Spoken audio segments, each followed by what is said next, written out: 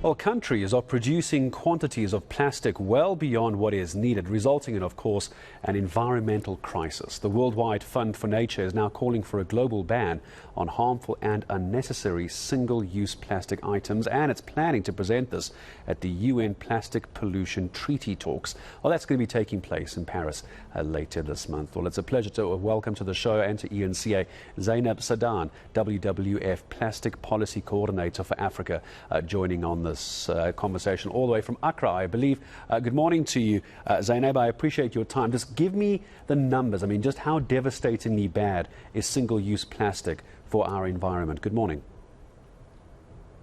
Good morning, Gareth. And single-use plastics is but one of the problematic and high-risk plastic product categories that's part of the plastics value chain currently.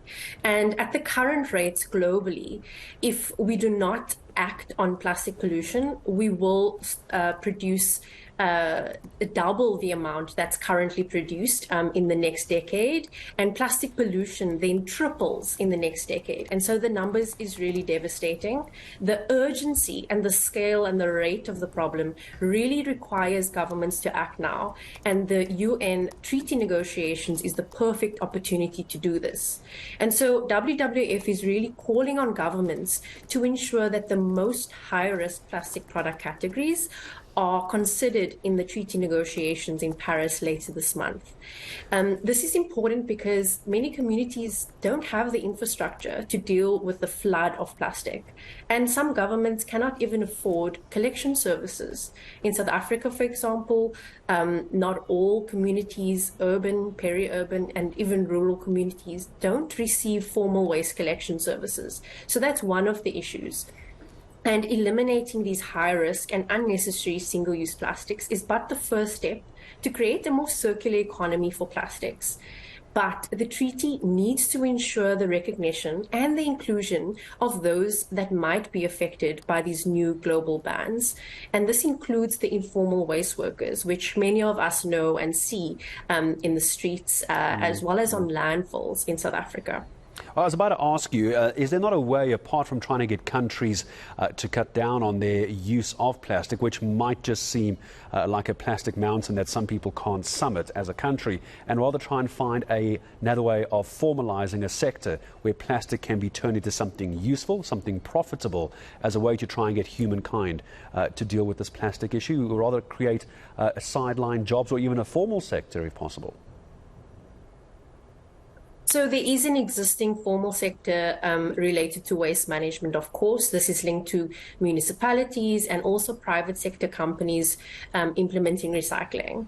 However, we find that the recycling is not enough. Globally, only 7 to 9% of plastic is recycled. And this is largely due to the way plastic products are designed.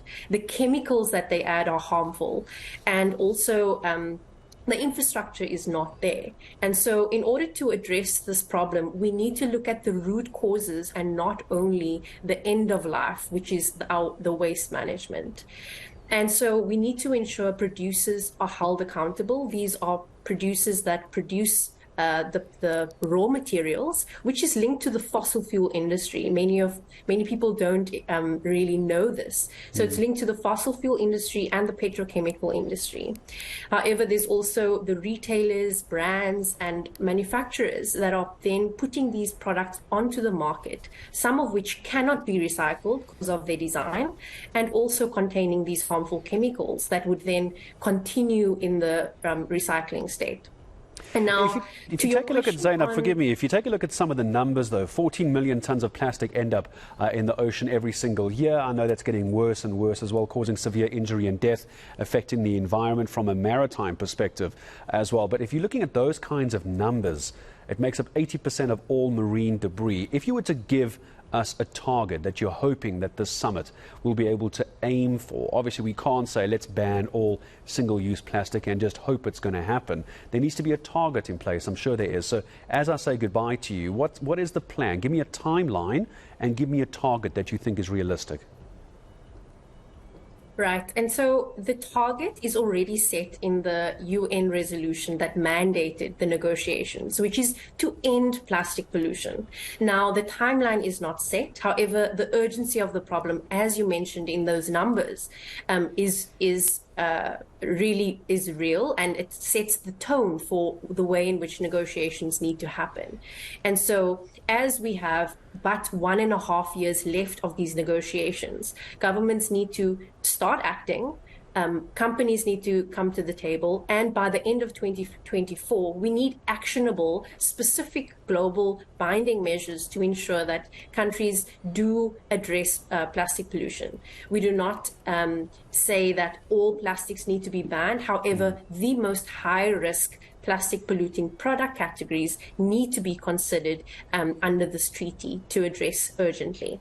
Yeah, and the word there, you're quite right, is urgently as well. That's got to be the key word. And Zaynab, thank you very much indeed. Zaynab Sada, WWF Plastic Policy Coordinator. You just get a sense of just how damaging this is in real terms to the environment if something is not done, if governments don't do something, if we all don't do something to try and get on top of this. It's going to be those plastic pollution treaty talks taking place in Paris later this month.